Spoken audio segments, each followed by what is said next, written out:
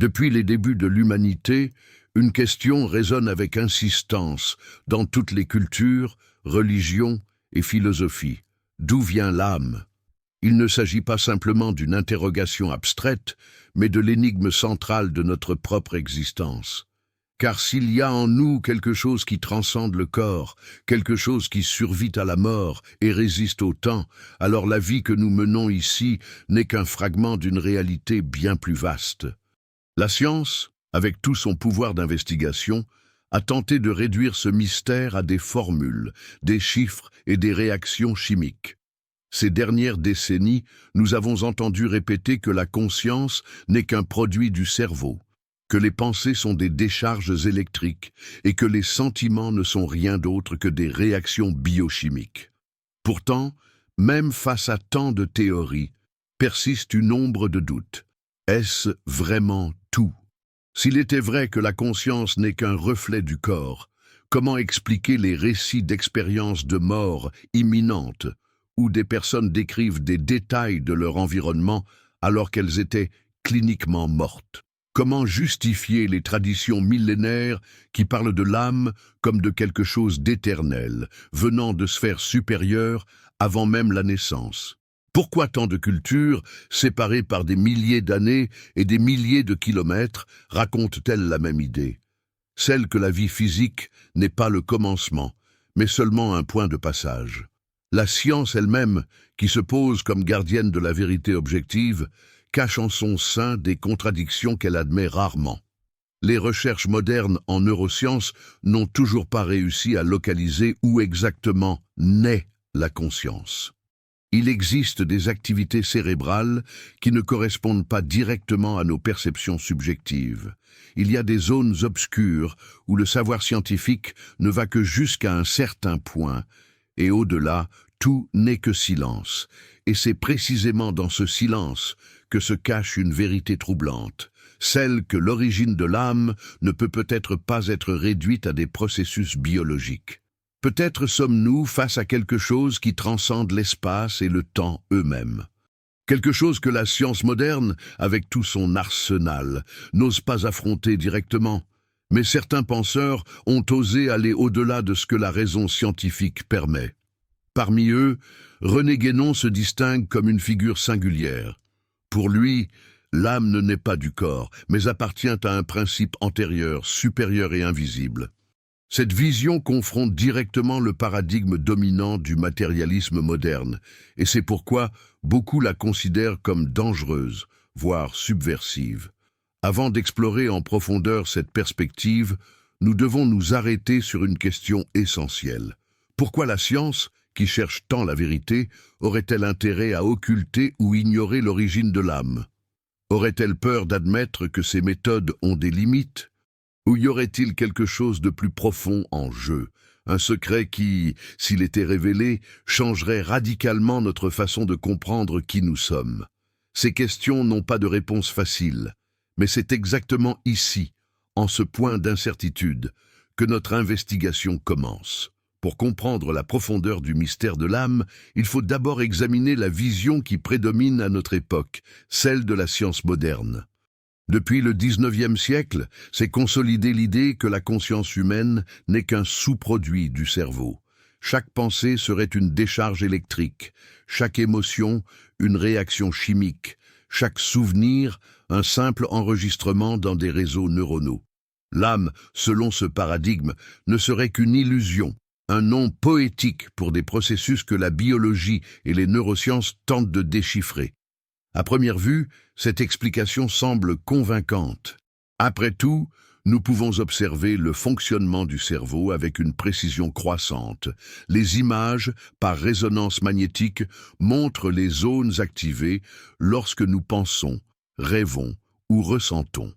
Les études sur les lésions cérébrales révèlent que des dommages dans des régions spécifiques peuvent altérer les comportements et même effacer des souvenirs entiers. Tout cela semble pointer vers une conclusion inévitable. Le moi ne serait rien d'autre qu'un reflet de la matière. Mais si nous regardons plus attentivement, nous remarquons que cet édifice théorique présente des fissures rarement admises. Un exemple clair réside dans ce que les scientifiques appellent le problème difficile de la conscience. Comment expliquer qu'un réseau de cellules électriques et chimiques soit capable de produire l'expérience subjective? Comment un cerveau de chair et de sang génère-t-il la sensation d'exister, de percevoir le monde, d'aimer, de souffrir, de se souvenir? Aucune formule n'a réussi à combler cet abîme entre le physique et l'immatériel. Un autre point inconfortable concerne les expériences rapportées dans des états limites. Des personnes cliniquement mortes qui, à leur retour, décrivent l'environnement de la salle d'opération, ou même des conversations qui ont eu lieu alors que leur corps ne répondait plus. La science, au lieu d'accueillir ces témoignages comme des défis légitimes, les écarte souvent comme des hallucinations, sans offrir d'explications convaincantes. De plus, il y a la question des traditions millénaires, des peuples anciens, séparés par des océans et des siècles de distance, parlent de l'âme comme d'un principe qui précède la vie physique. De l'Égypte à l'Inde, de la Grèce à la Mésoamérique, nous trouvons la même affirmation. L'être humain ne naît pas vide, mais porte déjà en lui une essence antérieure, qui vient d'un autre plan et y retourne après la mort. Est-ce une simple coïncidence que tant de cultures différentes décrivent la même réalité? Ou sommes-nous face à une connaissance universelle que la science moderne s'obstine à ignorer? Le contraste devient encore plus évident quand nous percevons la posture de la science. D'un côté, elle déclare qu'il n'y a pas de preuve de l'existence de l'âme. De l'autre, elle refuse d'investiguer sérieusement les phénomènes qui pourraient ébranler son propre paradigme. Cette contradiction crée une ombre de doute. La science défend-elle la vérité ou protège-t-elle simplement une vision du monde qui lui confère pouvoir et autorité? Ainsi, nous arrivons à un point crucial. Si la science n'explique pas complètement la conscience, et si les traditions anciennes pointent vers une réalité au-delà de la matière, ne serait-il pas légitime d'au moins considérer qu'il y a quelque chose de caché, quelque chose qui ne peut pas être mesuré en laboratoire, mais qui, néanmoins, constitue l'essence de ce que nous sommes? C'est à cette frontière entre ce que la science affirme et ce qu'elle ne peut pas expliquer que surgit la nécessité de chercher d'autres voies. Et c'est exactement ici que René Guénon s'élève comme une voix singulière, offrant une vision qui défie les limites de la pensée moderne. Si la science rencontre des limites pour expliquer l'origine de l'âme, c'est dans les traditions spirituelles et philosophiques que nous commençons à entrevoir des réponses plus audacieuses. Depuis les textes les plus anciens, l'âme n'est pas vue comme un produit de la matière, mais comme un principe antérieur à la vie physique, un fragment de l'éternel qui se revêt temporairement de chair. Les Égyptiens, par exemple, croyaient que chaque personne possédait plusieurs aspects de l'âme, parmi lesquels le Ka et le Ba. Le Ka représentait l'essence vitale reçue à la naissance, tandis que le Ba était le principe immortel, capable de survivre après la mort et de voyager entre les mondes.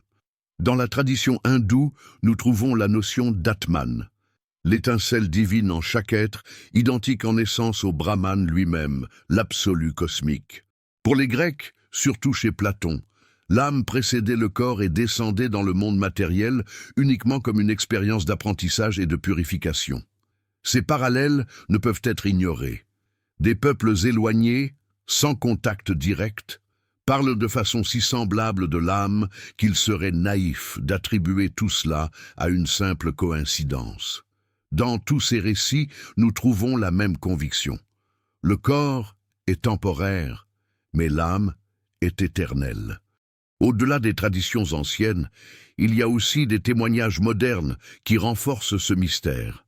Les récits d'expériences de mort imminente décrivent des scènes récurrentes, tunnels de lumière, rencontres avec des figures spirituelles, sensations de paix absolue. Serait-ce des hallucinations collectives? Pourquoi tant d'individus de cultures différentes vivent-ils des symboles si similaires? La science insiste pour tout réduire à des phénomènes neurologiques, mais le caractère répétitif de ces récits suggère que nous sommes peut-être face à une réalité partagée, une expérience universelle qui dépasse les frontières culturelles. Un autre point troublant concerne ce qu'on appelle les souvenirs de vies antérieures.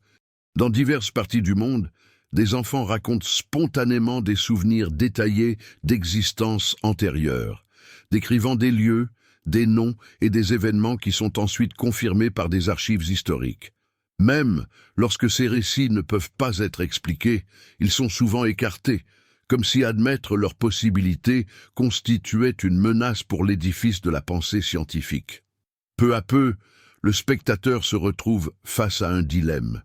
Si toutes ces traditions et tous ces récits pointent dans la même direction, ne serait-il pas censé d'admettre qu'il existe quelque chose de plus?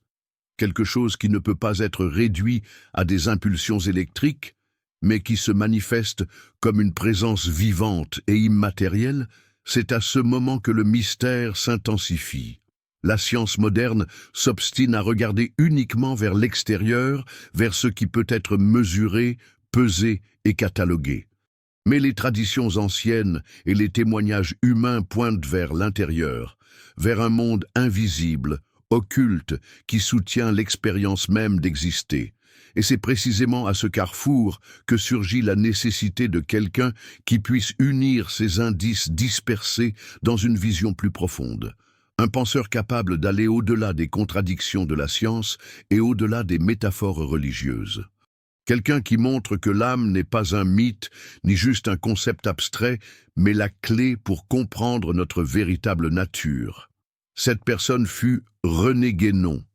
Sa vision ne reprend pas seulement la sagesse des traditions anciennes, mais expose aussi les limites de la mentalité moderne. Et c'est dans la confrontation entre ces deux mondes, le visible et l'invisible, le matériel et le spirituel, que sa révélation sur l'origine de l'âme devient inévitable. Après avoir parcouru les limites de la science, les traditions millénaires et les témoignages humains, nous arrivons au point crucial de notre investigation. C'est ici que René Guénon entre en scène. Un penseur qui ne s'est pas contenté des réponses superficielles de la modernité et qui a osé replacer l'âme au centre du débat, non comme métaphore, mais comme réalité métaphysique. Pour Guénon, la plus grande illusion du monde moderne est de croire que l'âme naît du corps. La vision matérialiste réduit l'homme à une somme de processus biologiques, mais selon lui, ce n'est que la couche la plus externe de l'existence. La véritable origine de l'âme ne se trouve ni dans le cerveau, ni dans l'ADN, mais dans un principe éternel qui précède la matière.